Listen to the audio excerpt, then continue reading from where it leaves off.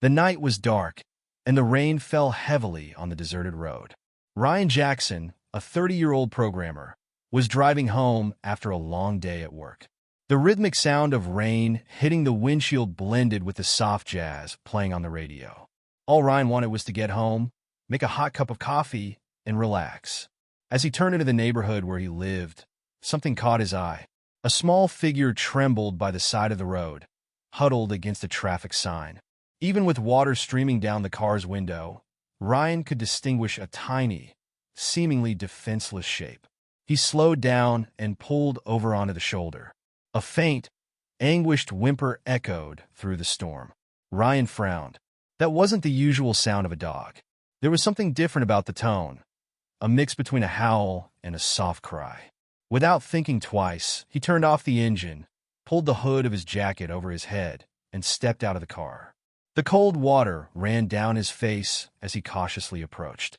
The creature was huddled under a small bush, its fur completely soaked and tangled.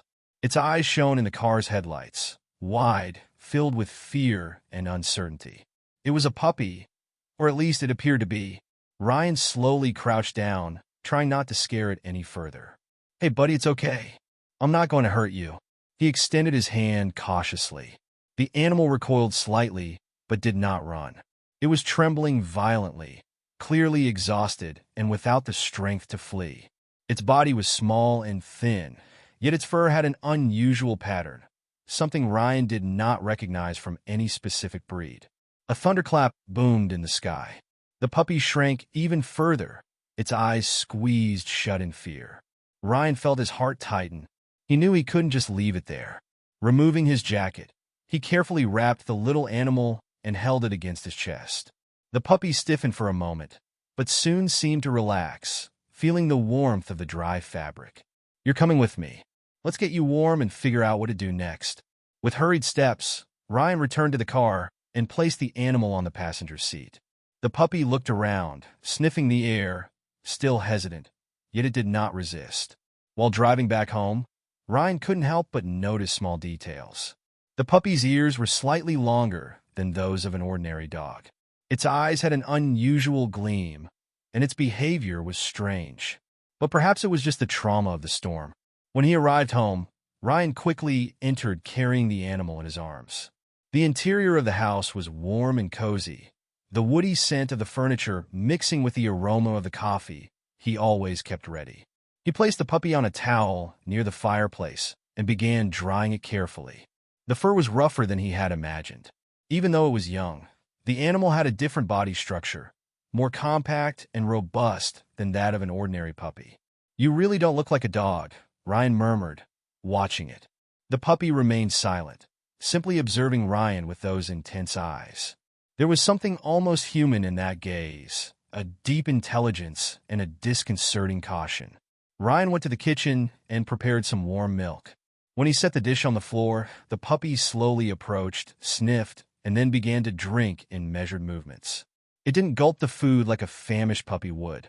Instead, it drank in a rhythmic manner, taking small, careful sips. As Ryan watched, he felt a chill run down his spine. What the hell have I brought into my house? Ryan grabbed his cell phone and began researching exotic dog breeds. Nothing seemed to exactly match the puppy before him. He even tried calling the animal with sounds that normally attracted dogs, but the puppy just stared at him in silence, as if trying to decipher his intentions. Something was definitely not right. Yet, despite the mystery, Ryan felt a strange connection with the little being. No matter what it was, for now, it was safe there away from the storm. That night, while the puppy slept by the fireplace, Ryan could barely close his eyes. His mind was full of doubts. Who was that mysterious little creature? And why did he feel that this was just the first piece of a much larger puzzle? The morning arrived slowly, and the first rays of sunlight crept through the living room window. Ryan Carter woke on the sofa, his muscles sore from having unintentionally fallen asleep there. He blinked a few times, trying to remember why he had been so restless the previous night. Then his eyes landed on the fireplace. The puppy was still there, but it wasn't sleeping. It sat motionless, watching Ryan with a disturbingly focused attention. Not like an excited dog waiting for its owner to wake up, but like a silent observer, analyzing every move. Ryan shifted on the sofa and ran a hand over his face. "Good morning," he murmured, waiting for some reaction. The puppy tilted its head slightly, but made no sound. That sent a shiver down Ryan's spine. Most puppies would have jumped up on him, wagging their tails or making some sound of excitement. But this one simply observed. Ryan got up and went to the kitchen to make some coffee. He tried to ignore the oddity of the situation, telling himself that perhaps the puppy was just scared and needed more time to adjust. But then he noticed something else. The dog toys he had left on the floor the previous night were exactly where he had left them. They had not been touched. None of them showed any bite marks or scratches. No sign of play. That made Ryan frown. Puppies explore, chew, and destroy. But this one did not. It wasn't acting like a normal puppy. After having his coffee, Ryan decided to take the puppy out into the backyard. Perhaps outdoors it would loosen up a bit more. But as soon as he opened the door, the puppy recoiled, standing still in the doorway, staring out. "Come on, buddy. You need some sunshine." Ryan tried to encourage it. The puppy didn't move. It just stayed there looking at the yard with a fixed, intense gaze. Ryan sighed. Perhaps it just needed more time. He then decided to grab his phone and send a message to a friend, Jake, who worked at the local veterinary clinic. "Ryan, hey, I found a puppy in the rain last night. I'm not really sure what breed it is, but its behavior is kind of strange. Can you take a look?" Jake, "Sure, man. Come by this afternoon, and Dr. Harrison can check it out." Ryan exhaled in relief. If anyone could help him figure out what was going on, it was the vet. At noon, Ryan decided to try something different. He took a piece of cooked chicken and placed it on a plate. He wanted to see how the puppy would react to a different kind of food. The little animal slowly approached and began to eat, but in a peculiar way. It didn't chew like a dog. Instead, it picked up small pieces, moved its head side to side, and swallowed them with quick movements, as if it were a wild predator, used to devouring raw meat. Ryan felt a growing unease. Every detail seemed out of place. He opened Google and started researching characteristics of different dog breeds. But the more he looked at the images, the less the puppy seemed to fit any of them. Then, on an impulse, he typed something different into the search bar. Wild animals that can be mistaken for dogs. The results began to load. Foxes, wolves, coyotes. But then, one image in particular made his heart race. A photo of a spotted hyena puppy. Ryan looked at the screen, then at the little animal huddled by the fireplace. The same ear shape, the same subtle pattern in its fur, the same intense, analytical gaze. It couldn't be, but at the same time, everything made sense. Determined to clear his doubts once and for all, Ryan grabbed his jacket, scooped up the puppy in his arms, and placed it in the car's passenger seat. "Let's find out who you really are, buddy." The veterinary clinic wasn't far, and Jake was already waiting in the reception area when Ryan arrived. "There's the little orphan," Jake joked, bending down to take a closer look. But upon seeing the animal up close, his expression changed slightly. "Man, what breed is that?" he asked, frowning. "It's exactly what I want to find out." Jake nodded.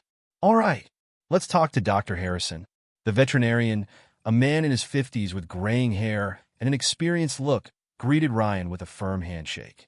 "You brought a mystery for us today. You have no idea." Ryan placed the puppy on the examination table. The animal tensed, but did not show any aggression, only a vigilant posture, as if ready to react at the slightest sign of threat. Dr. Harrison began examining its eyes, teeth, and paws. But as the examination progressed, his expression began to change. First a look of curiosity, then a surprise, and then he stepped back and looked directly at Ryan. "Are you sure this is a dog?" Ryan felt his stomach turn. I thought it was..." The veterinarian folded his arms. "Because from what I'm seeing here, this doesn't look like a dog." Ryan swallowed hard. "What do you mean by that?" The vet hesitated for a moment before answering. "Ryan, I think you brought home a hyena puppy." Silence fell in the room. Ryan's heart raced. What have I done? The silence in the examination room was stifling. Ryan felt his heart pounding, his gaze shifting from the puppy to the veterinarian, then to Jake, who also appeared shocked by the revelation. "A hyena?" Ryan repeated, as if the word still didn't make sense in his mind. Dr. Harrison nodded slowly. Yes, a spotted hyena puppy. I've never seen one around here, which makes this even stranger. Ryan felt a knot form in his stomach. Of all the possibilities that had crossed his mind, this had never been one of them. How on earth could a hyena end up on a road in the middle of a storm? Storm, as Ryan had begun calling the animal, remained motionless on the table, watching the conversation with those deep, calculating eyes. It didn't seem threatened. It didn't seem surprised. Just alert. But how is this possible? Ryan asked. Hyenas don't live around here. Dr. Harrison sighed and crossed his arms. Exactly. This means that this puppy came from somewhere it shouldn't have. Animal smuggling, perhaps? Someone trying to raise one as a pet, and then giving up. Ryan felt a shiver run down his spine. The thought that someone might be trafficking wild animals so close to his home was disturbing. And now, what am I supposed to do? He asked, anxiety growing inside him. Dr. Harrison looked at Jake for a moment before responding. You can't keep it, Ryan? The words hit him like a punch in the stomach. He had known this might be a possibility, but hearing it aloud made it all too real. Look, I understand you've formed a bond with it, the veterinarian continued in a gentler tone. But hyenas are wild predators. They can't be tamed like dogs. When they grow up, they become extremely strong, and their hunting instincts become much more intense. Ryan lowered his eyes to Storm. The little animal he had rescued in the rain now seemed even more of a mystery than before. But it doesn't behave like a predator, Ryan murmured. It's been calm. So far, it hasn't shown any aggression. Dr. Harrison nodded. That's because it's still a puppy. But the wild instinct is always there. And the longer you spend time with it, the harder it will be to let it go. Ryan felt a tightness in his chest. He already knew that, but accepting it was another matter entirely. So, what happens now? The veterinarian pulled a cell phone from his pocket and typed something quickly. I'm going to contact a wildlife sanctuary. They can care for it the right way, in an environment that respects its nature. Ryan ran his hand through his hair and exhaled slowly. Is there no other option? Dr. Harrison looked at him seriously. If you try to keep it, you could face serious legal issues. In the United States, keeping wild animals without permission is a crime. And besides, he paused, looking at Storm. It deserves to be in a place where it can be itself. Ryan knew he was right. He looked at Storm, who now lay on the examination table, its deep, dark eyes still fixed on him, as if it understood every word that was said, as if it knew that its life was about to change again. And then, to everyone's surprise, Storm moved closer and rested its muzzle against Ryan's hand. The gesture was small, but full of meaning. And at that moment, Ryan knew he would have to let Storm go. The sanctuary would contact him the next day to arrange Storm's transfer. This meant that Ryan would have only one more night with it. The ride home was silent. Storm was restless on the passenger seat, unlike its previously calm demeanor. Perhaps it sensed that something was happening. When they arrived, Ryan opened the door to the house, and the puppy hesitantly stepped inside. It sniffed the air, as if it no longer recognized the place as its home. Ryan sat on the sofa and watched as Storm wandered around the room. Tomorrow it would be leaving, and Ryan felt an emptiness growing inside him. He knew he was doing the right thing, but even so, it hurt. Storm moved slowly closer and lay down beside him. This time, not with the same analytical, observant look as before, but in a different way, as if it knew that this would be its last night there. Ryan gently ran his hand over the rough fur of the little hyena and closed his eyes for a moment. Perhaps some connections are meant to last only a short period of time, but that didn't make them any less real. The morning arrived faster than Ryan would have liked. The first rays of sun streamed through the window, bathing the room in a golden, silent glow. But the silence was different from that first morning. This time, it carried the weight of farewell. Storm was still there, huddled near the fireplace. It wasn't sleeping, but it wasn't moving much either.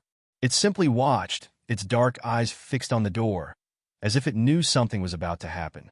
Ryan ran a hand through his hair and sighed. He didn't want to do this, but he knew it was necessary. He picked up his phone and opened the last message from Dr. Harrison.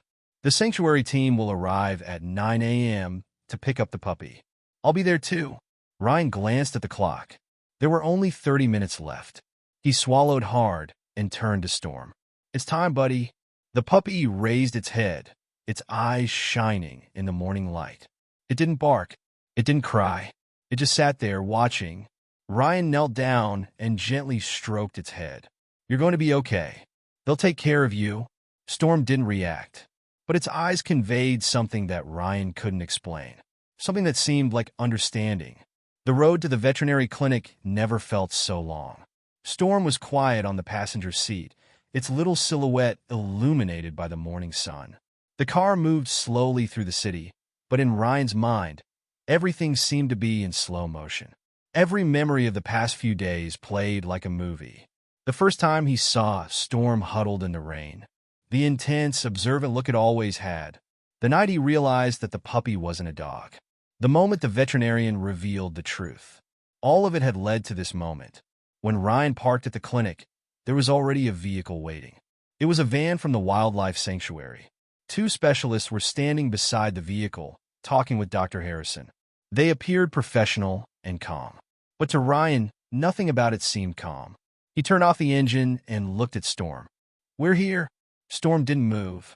Its eyes were fixed on the van, sniffing the air, analyzing the environment. As always, it was aware of everything around it. Ryan opened the door and picked up the puppy. The contact was different this time. Before, Storm always tensed at the touch, as if it were always on alert. But now it relaxed, as if it accepted what was happening, as if it knew this was goodbye. Are you Ryan? One of the specialists asked. Ryan nodded. Yes, this is Storm. The man smiled. We're going to take him to a safe place. He'll receive special care, and when he's ready, he'll be reintegrated into nature. Ryan looked at Storm and forced a smile. Did you hear that? You're going to be free. Storm stared at him for a moment, and then it did something unexpected. It extended its paw and lightly touched Ryan's hand. The gesture was subtle, but loaded with meaning. Ryan felt a lump in his throat. He took a deep breath, trying to hold back the emotion. Then, gently, he handed Storm over to the specialist. The little hyena was carefully placed inside a transport crate. For a moment, Storm looked at Ryan one last time, and then the van door closed. The sanctuary's vehicle slowly drove away, disappearing down the road. Ryan stood still, feeling a strange emptiness inside him. Storm had entered his life unexpectedly, and now it was leaving in the same way. Dr. Harrison approached and placed a hand on his shoulder. You did the right thing, Ryan. Ryan nodded. I know, but that didn't make the farewell any easier. He looked up at the sky, letting the wind touch his face. Somewhere in the future, Storm would live as it was meant to. And that was enough. Did you enjoy this emotional story about connection and goodbyes? Then like this video, share it with your friends, and subscribe to the channel for more engaging narratives like this. Turn on notifications so you don't miss any stories filled with mystery, emotion, and reflections on life. Now, we'd love to know, have you ever had to say goodbye to something or someone that unexpectedly left a mark on your life? Share your experience in the comments and inspire others with your story.